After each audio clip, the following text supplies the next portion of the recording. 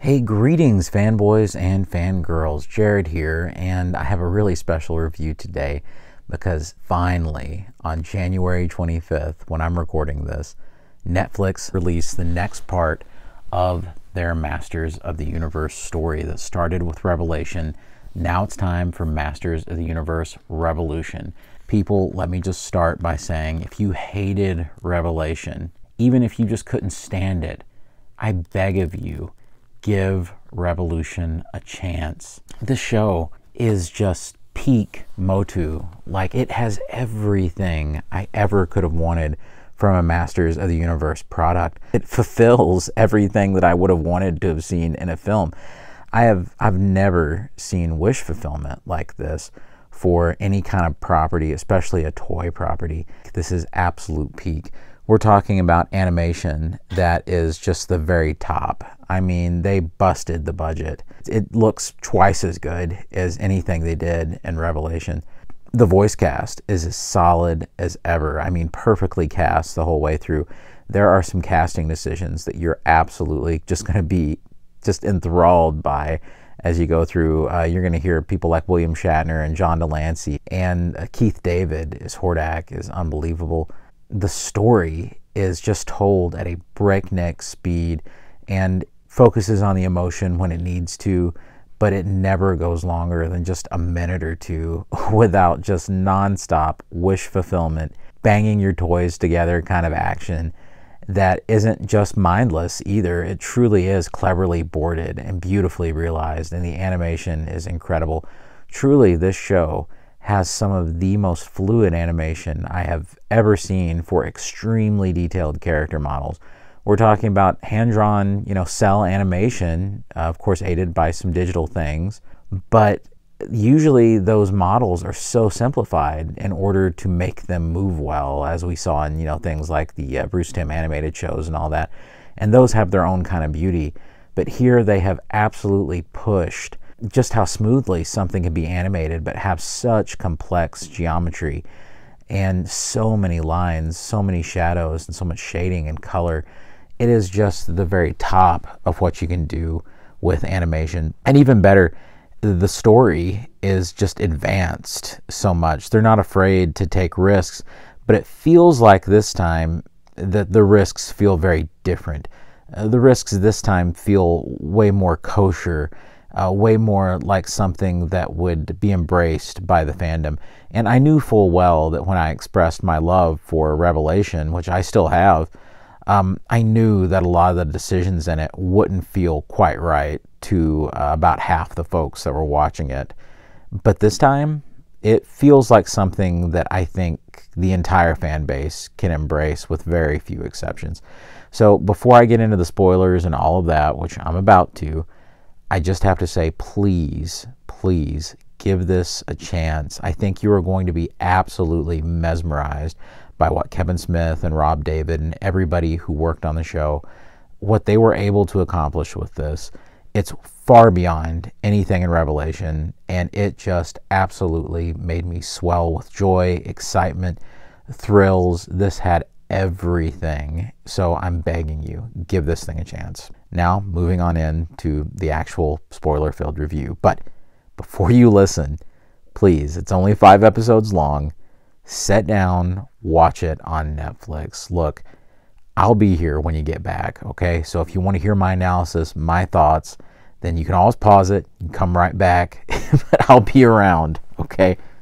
All right, here we go. Last warning. Okay, man, what an absolute powerhouse. Let's start with the beginning of the story.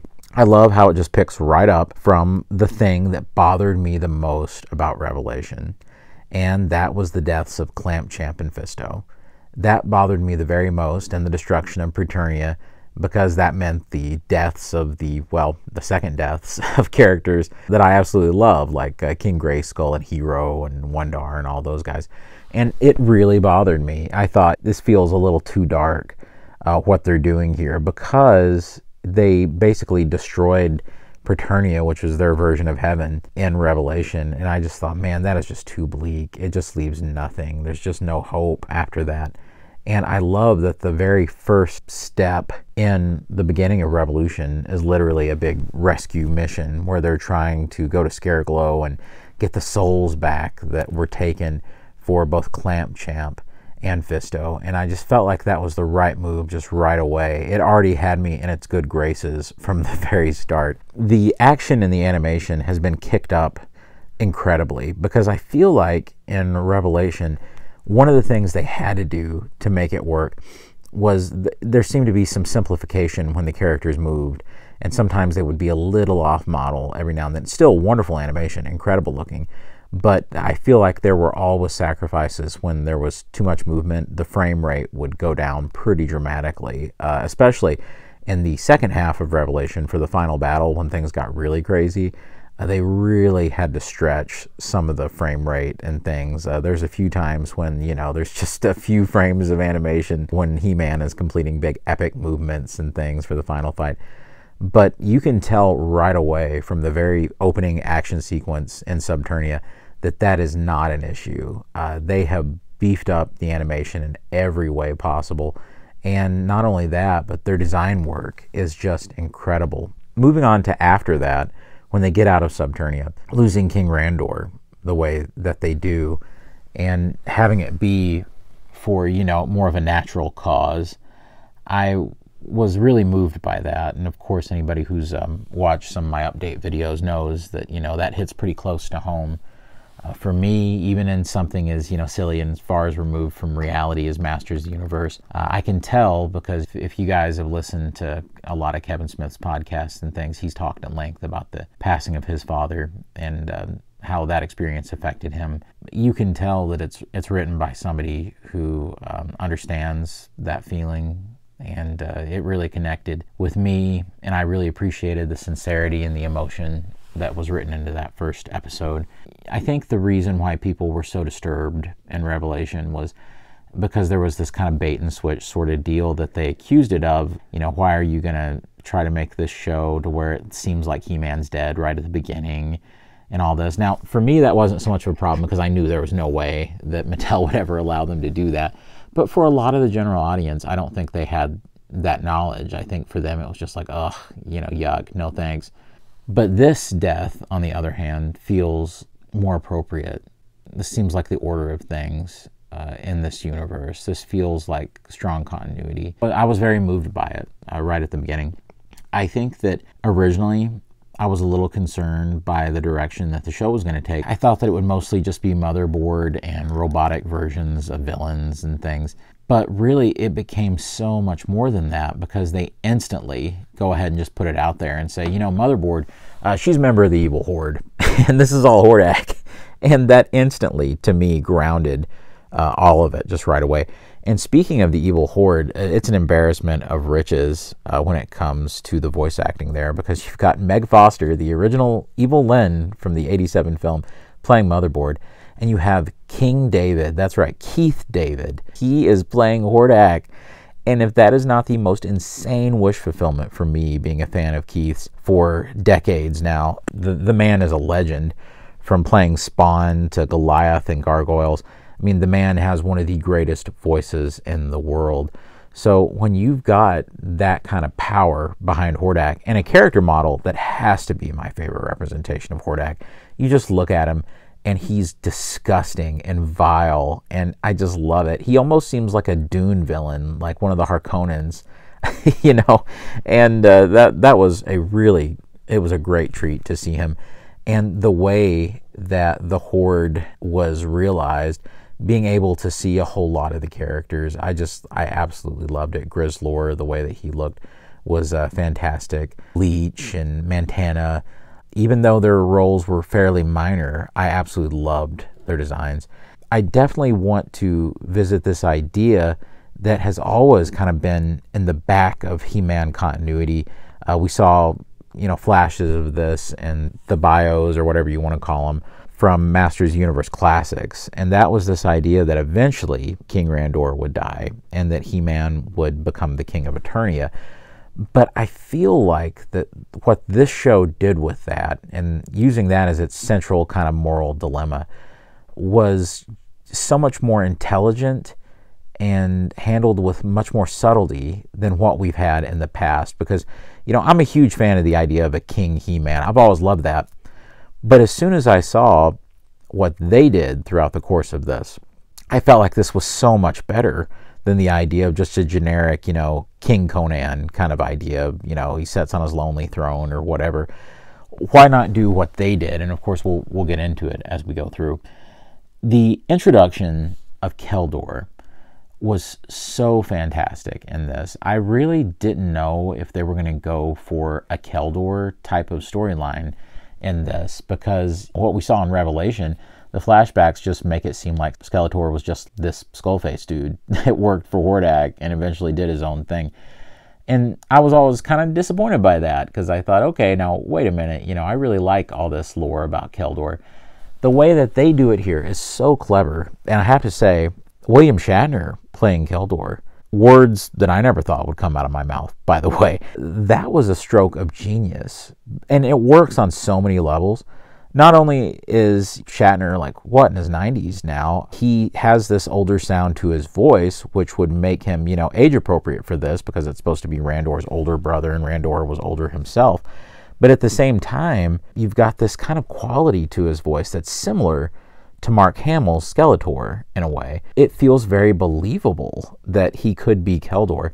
And I just want to say, I hope everybody's realized this. Is this the first time we've had Captain Kirk and Luke Skywalker playing the same character together, combining their performances to create one character? Come on, guys. That is a huge, huge achievement in terms of science fiction, in terms of just the pantheon of performances that these guys have given.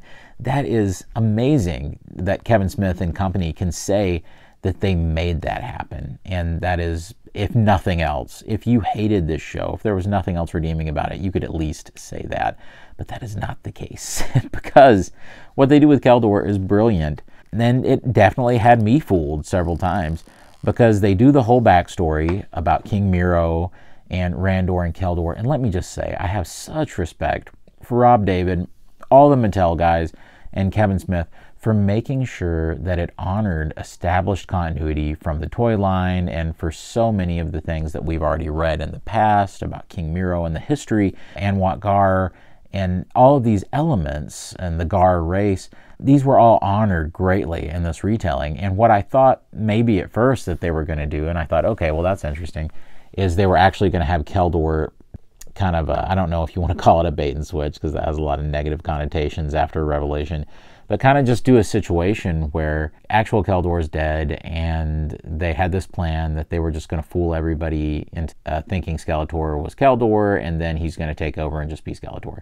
And I thought, okay, well, maybe that'll just be them tipping their hat to the idea that Keldor and Skeletor are the same guy, and that Skeletor is He-Man's uncle.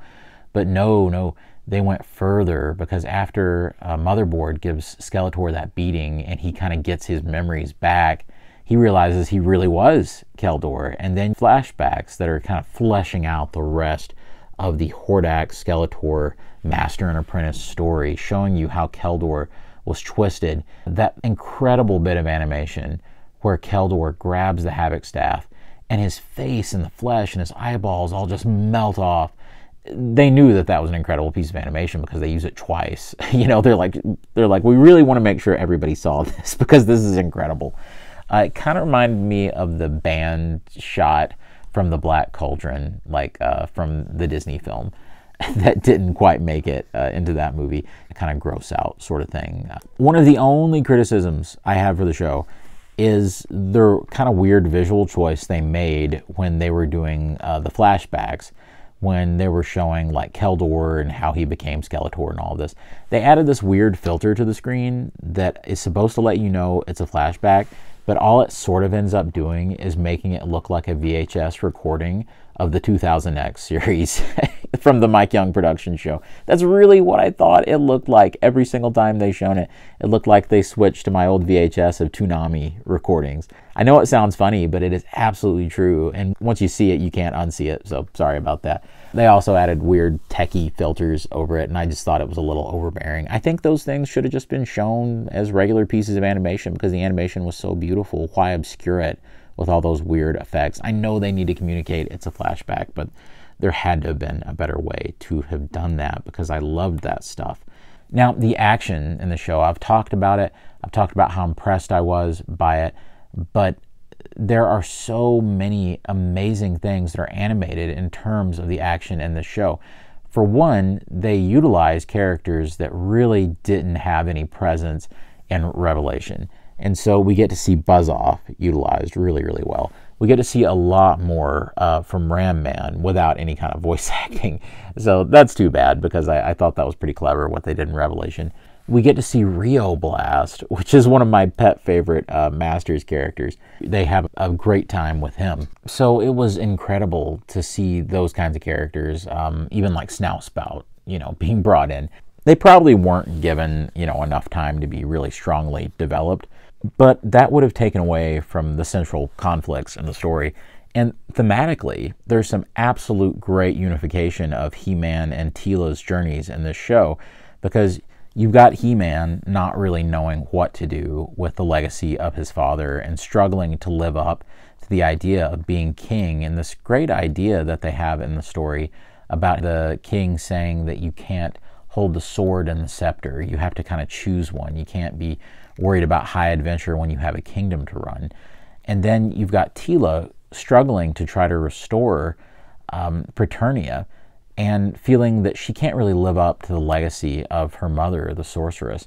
How is she going to accomplish this? How can she do what her mother did? And that, the way that they mirror their stories together, very obviously, by the way, the symbolism is like hitting you over the head with their transitions between their faces and things. It's not only powerful for the story, but the whole story is extremely romantic when it comes to Adam and Teela. And that's something that a lot of people felt wasn't a strong enough element in Revelation. And it led to a lot of, horrible misogynist things being said about that show. And, I didn't agree with any of them because I was always arguing, well, the whole show is obviously about the relationship developing. But this takes it to that next level and makes it more romantic. And it was great to see that develop throughout the show, even though they're separate from each other through a whole lot of it. As the show goes on, we see that there's these titans that wake up from the ground, where they reference that Eternia used to be this land of technology, and that these titans were remnants of that. And I thought that their designs were just incredible, and that they were a fantastic idea, and true animation achievements too. They were absolutely beautiful. Granomir shows up, and that is so cool. John Delancey, Q himself, showing up and just stealing the show in every line he had. Incredible, absolutely incredible. You had such great stuff with Evil Lyn, or just Lyn now, I guess. She is definitely not evil anymore, as we can see. She is indeed good, which is a beautiful, beautiful moment later on between Granomir and Evil Lyn. That was all just written so cleverly. Nothing seemed forced. Everything was very organic about how it flowed. I found it surprising how quickly each episode went by. Even Revelation had these like lulls where you were in Castle Grayskull and you were just kind of sitting around with Evil Lyn, and Skeletor or Beastman was having weird dramatic conversations with Evil Lyn. That was probably the weakest parts of the show, and an otherwise great show. But this didn't have anything like that. All of that stuff's kept to an absolute minimum. The story is being told through the action as it goes. I love how they incorporated Teela's snake powers and kind of did their version of Green Goddess. I thought what they did there was absolutely fantastic, the way that they harnessed that power and that form. And just the design work on that form is incredible. To me, that is by far the superior Green Goddess, Snake Teela, whatever you want to call it, design right there. What they did was incredible. The black worked really well on that design. So I was just shocked by how beautiful that really was. Another great thing is the utilization of Orko here is just so good. As comic relief, to cut tension, it's just really effective throughout. I'm glad that they kept Orko's new look because it makes it seem so much less cheap. I'm glad that they retained that bit of continuity because it shows character development for Orko, after he was resurrected in Revelation. To have that white robe, it's kind of like Orko the White, right? Kind of like a Gandalf transformation. And speaking of transformations, we have Man-at-Arms becoming the Man-at-War in that awesome white and gold armor. And this show, so many of the things that's in it just makes me want toys of those things. And come on, for goodness sake, I think we can all agree that that's what Masters of the Universe media should probably make you feel like. You probably should want toys of everything you're seeing. I love all the stuff with Gwildor. When they finally have Orko and Duncan bring the power sword to Gwildor to make enhancements to it, I love the sly references that they have to the 87 Masters of the Universe movie. And they canonize that movie. They canonize the events of it, absolutely referencing that, yes, it happened. And the voice that they have going for Gwildor is a great Billy Barty impersonation, the actor who played him in the movie. The great Billy Barty, by the way. The way that Orko and Gwildor played off of each other, that was such clever writing, because Gwildor was supposed to be the Orko replacement in the movie because they couldn't afford to do Orko and couldn't figure out how to make it work. And so having them kind of be at each other's throats over who's the better like little companion and making fun of each other's height and things, it was just great the way that they handled it. And it makes me want that 2-pack that they've done. And I really didn't care very much before, but now after seeing the show and how well it was handled, yes, sign me up. I am so ready for it. And then there's Skeletor himself. I really love the design of Skeletech when it comes to him wearing the crown and how he was animated, the way that they had the pixels in his eyes. All of that could have been really corny and really horrible, but the character designs were just of such quality that I ended up being really impressed. Not only that, but as we near that final battle, and because He-Man is without his power sword, the way that they incorporated their idea of an in-universe, in-canon version of the battle armor was just amazing. They even found a way to have him utilize the axe rather than the power sword. So it's just wish fulfillment. It's just total fan service as it goes, but not mindless fan service.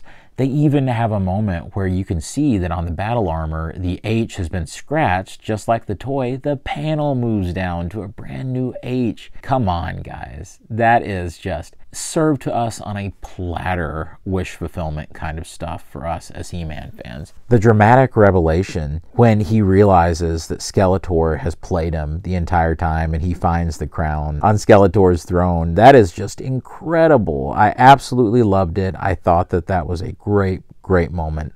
You know, I've always said that He-Man and Prince Adam are voice roles that you can really mess up if you're not careful. Thankfully, it's always been really well cast. They've always done a great job of finding someone who could embody that kind of duality. And I have to really compliment Matthew Wood here, who of course was He-Man and Prince Adam in Revelation, but here he kicks it up, you know, even further and just embodies both parts so well, and I was so pleased with that. Just incredible. Melissa Benoist did a wonderful job stepping into the role of Teela, and I feel like that it was just perfect. And then when it comes to those last 2 episodes of the show, what can I say except that it was overwhelming. It was practically making me emotional with excitement, with just pure adrenaline. I think we become so desensitized after seeing so many different movies and TV shows. We don't feel a lot of excitement. We don't feel a lot of thrills anymore. We're just like, oh, look at that. That's cool. It just kind of passes by. But this was the most adrenaline I've felt watching something in years. It reminded me of the spectacles I would experience as a kid, you know, when I would watch a really thrilling piece of animation, particularly Japanese animation. And this had all the hallmarks of really high quality like anime from the late 90s or something. It just felt like it was on steroids. It's amazing what they were able to do. And in those 5 episodes, it feels like this epic long format film. I did not stop. I absolutely did not stop. I think I took 1 bathroom break.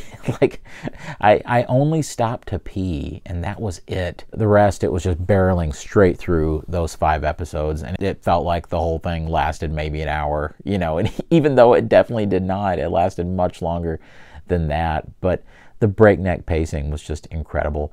Now, when you get to those final battles, oh man, where do I even start? Skeletor versus Hordak.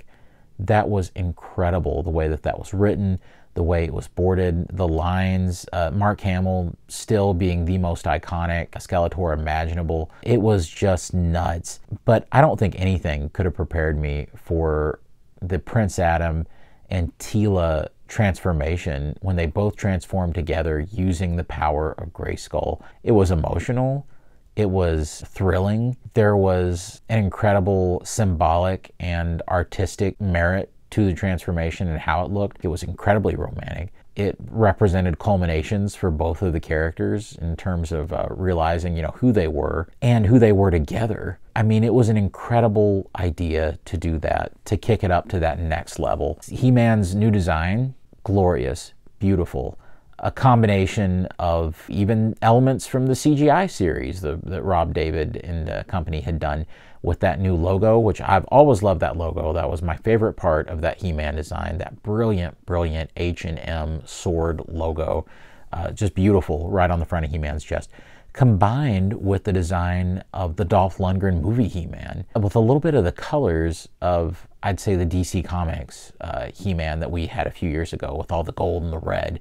And putting those all into a blender, it created this completely just gorgeous brand new He-Man design. It is probably my favorite He-Man design that I have seen since in 20 years. I mean, I think the last time I was that impressed was when they first revealed the snake armor He-Man design.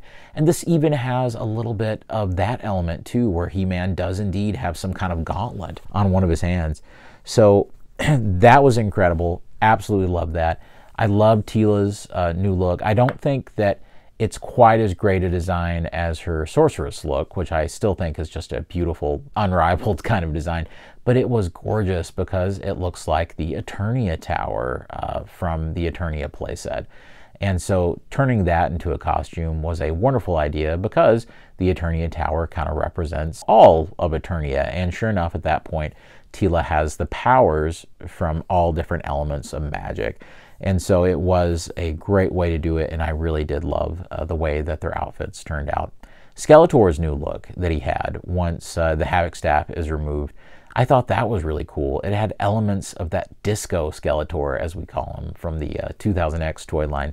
It was a little, what do you say, starry, magical looking to me. Maybe it needed a little more grounding, I think, to work for me quite as well. But it's still just a gorgeous design, and I want toys of this stuff, and that's the great thing. It's how you know it's a really great design, when it just makes you crazy to try to get toys of this stuff. Look, by the end of it, I just didn't even know which end was up. They threw so much at that final battle. I thought that it would be nearly impossible to trump the scope of that final battle from Revelation, but I think they did it. And it was just an incredible, incredible deal. Granomir's sacrifice, oh gosh. I mean, at that point, I was so invested in the story, I'd pretty much forgotten about Granomir. And to throw that in, just with everything else, is unbelievable. And then to have all the resurrected heroes come back, and to have King Randor step in to save the day. It was beautiful. It was emotional. It will bring tears to your eyes. Bravo. Absolute bravo to everyone who worked on this. All the hard work that went into the animation, the incredible writing from Kevin Smith and all the others who wrote this show. I could not have been more pleased with what we got. I will safely say, and this is as confident as I can possibly be, this is the absolute best He-Man thing that's ever come out. It's better than any of the shows. It's better than the 2000X series. It's better than the old Filmation series. It's better than the New Adventures of He-Man, poor New Adventures of He-Man. It's better than the CGI show, which was a very high quality show, very well written. It's better than all of those things. It's better than the 87 movie, which, by the way, did you notice that the text back in the background of the Horde, the bald guys, are the guys from the 87 film that were working with Skeletor, that were like in the little pods? Those are the guys. It's crazy. But seriously, this is the best. This is the best Masters thing that has ever been released. This is peak Masters of the Universe. Judging by those teases at the end, I can only hope, sincerely, in my heart of hearts, I can only hope that there is more to come. I can't imagine it being better than this. I don't know if there's any way it could be better than this, I think this is the top of what you can do with Masters. But if it's even, nearly as good, then we're in really good company. And I think that we have a lot to look forward to. All I can say is I'm going to do my part by having this thing running in the background. All right. Like, I'm going to be watching it on repeat. I suggest you all do the same. Send a message to Netflix that we want more of this kind of content. This is high quality, well-written content that doesn't look down on its audience. This is amazing stuff that is pushing Masters forward. Guys, He-Man smashed the monarchy at the end, all right? I mean, I didn't even see that coming. I didn't even know that would be an element of this show.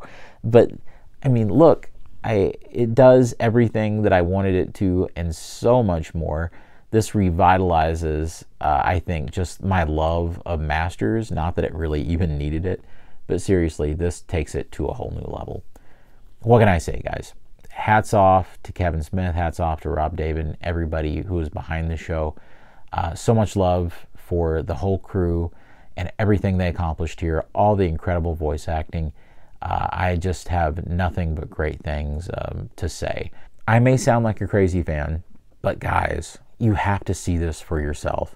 If you decided to listen to this review and you still haven't watched it, that's okay, because no matter what I spoiled or what I described here, it cannot compare to actually seeing it for yourself, especially when it comes to some of the teases we get at the end, which I think will be really enjoyable for a lot of you all, and I won't talk about those here, but I can't wait to see what comes next, and it's all going in the direction of my dreams.